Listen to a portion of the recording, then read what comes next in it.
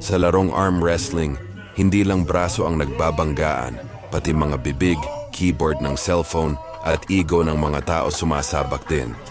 Kung first time mo makakita ng high-level hypes sa arm wrestling, mapapaisip ka, bakit parang wrestling na may mesa? Bakit sila sumisigaw? Kasi dito, bawat hampas sa mesa, bawat sigaw ng player, bawat kakaibang technique, lalo na yung kinatatakutan ng lahat na tinatawag na King's Move o nang ginamit. Sa Pilipinas, tinatawag ng mga hardcore fans na lambitin. Isang technique na mukhang madali, parang nakahiga ka lang habang nakikipagbunong braso. Pero sa totoong laban, ito ay high risk, high IQ technique.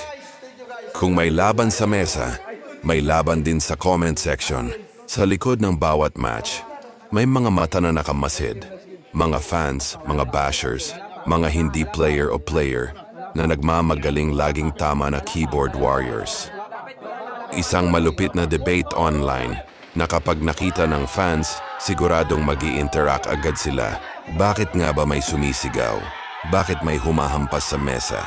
Simple lang, kapag nasa gitna ka ng laban, hindi lang kalamnan ang gumagalaw, pati ang dibdib mo umaarangkada.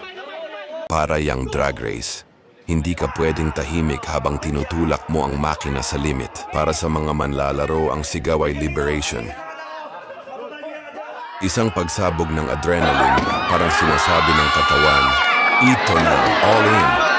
Yung hampas sa mesa, hindi para magporma, kundi dahil minsan, pag nanalo ka sa sobrang hirap ng laban, hindi mo alam kung saan mo ibubuhos yung enerhiya, mesa na lang ang napagbalingan. Pero syempre, sa mata ng mga toxic fans, ang OA naman akala mo sinong malakas. Ano yan, drama contest? Ang komento ng keyboard warrior. Sa mundo ng social media, lahat eksperto kahit never pa nakahawak o nakapaglaro sa arm wrestling table. Pero kapag may nakita silang unusual na galaw, lalo na yung King's Move, mabilis mag-type. Hindi yan skill, daya yan. Bakit parang nakahiga lang? Ang totoo, maraming di nakakaalam na ang King's Move ay isang legal at strategic off na technique. Oo, mukhang parang tinatamad ka lang pero ang totoo, kailangan ng perfect timing, grip control at joint endurance na pang-level ng elite. Pero bakit nga ba maraming hate?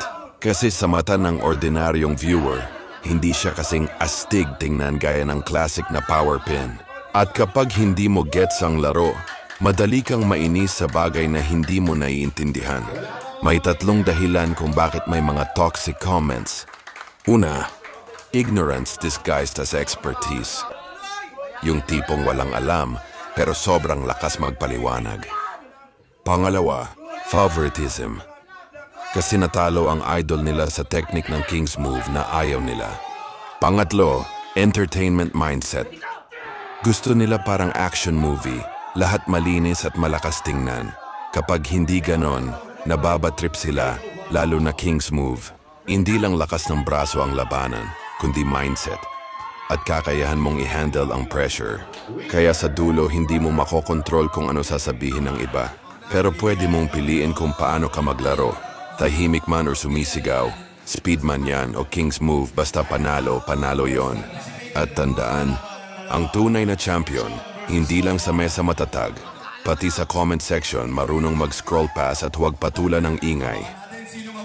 Kasi sa huli, ang mesa ang tunay na hukom. Hindi ang mga nasa gilid, at lalong hindi ang mga nasa comment section.